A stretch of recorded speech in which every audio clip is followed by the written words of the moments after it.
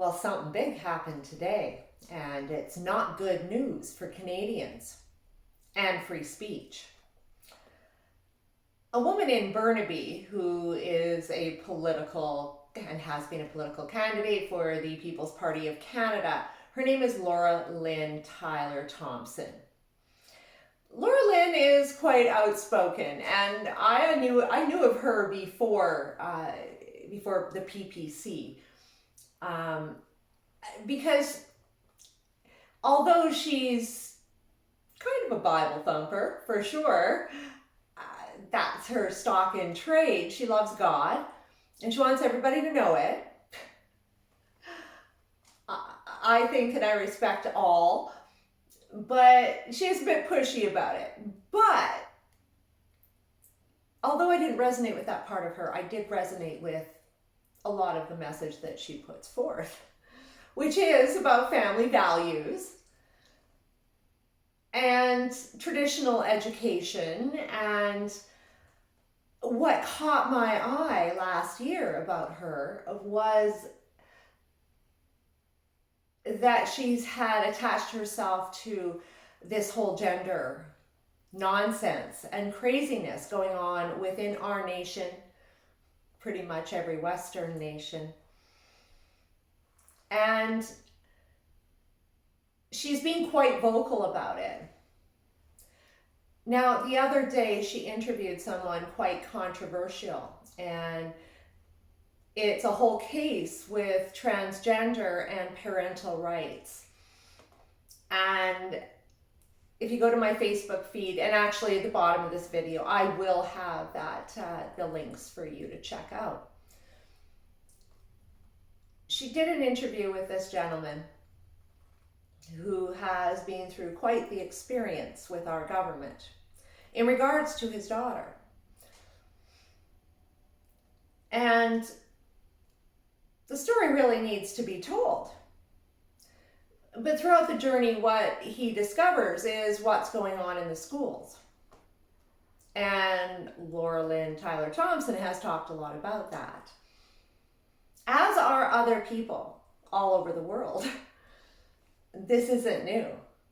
But because we're all in different spots, we're not communicating what's happening, because it's part of a bigger agenda, and that's called Agenda 2030, Agenda 21, the agenda for the 21st century. As a globe, all one. In any case, free speech is a real problem for all this.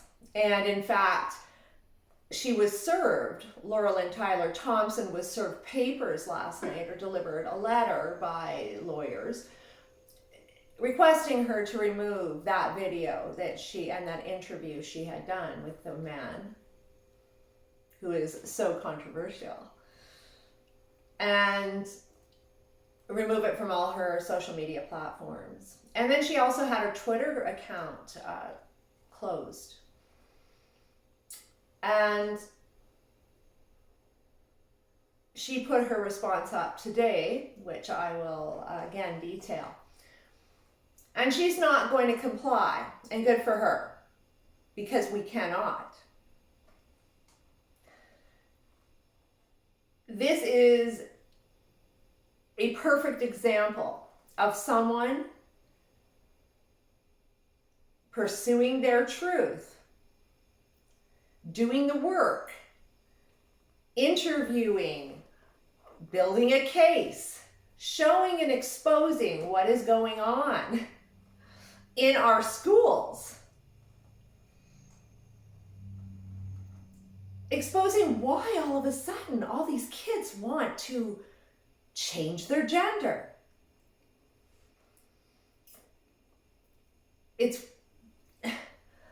The thing is, we know what's going on here, and a lot of parents are seemingly still unaware, and what they need to do is get into the schools, and you need to go take a look at what your kids are being taught.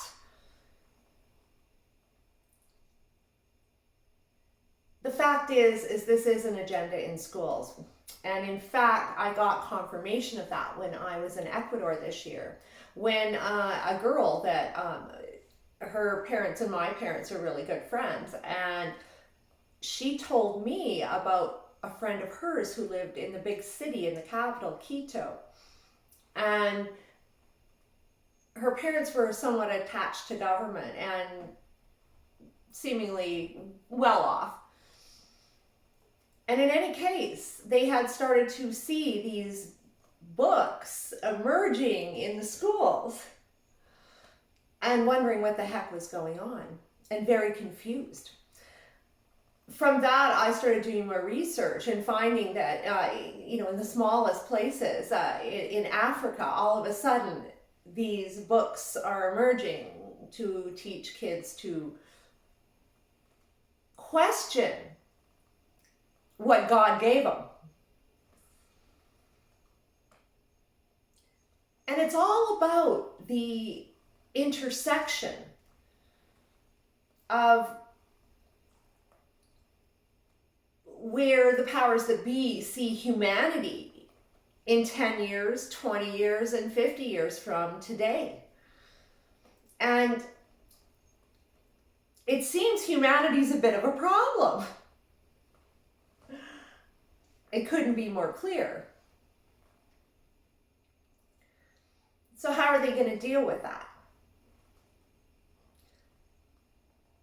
If they wanted us to have families, because of course at my generation, I was socialized to live the life of my dreams.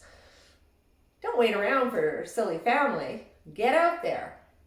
Have a good time. And the kids today are being fed a new world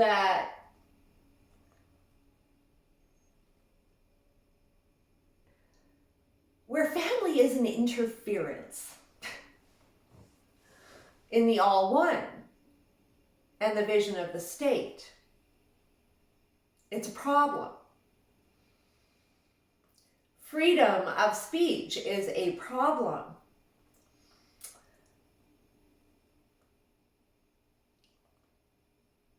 And it all began with that political correctness. I remember because it came in when I was growing up.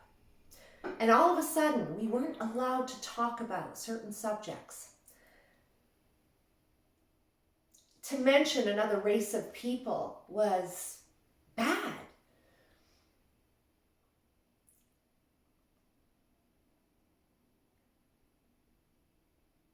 The problem is,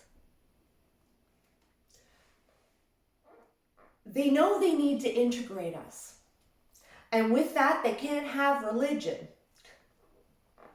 That will be gone. The funny thing is now is there are all these Bible thumpers thinking that, or Quran waivers, thinking that God's going to save you here.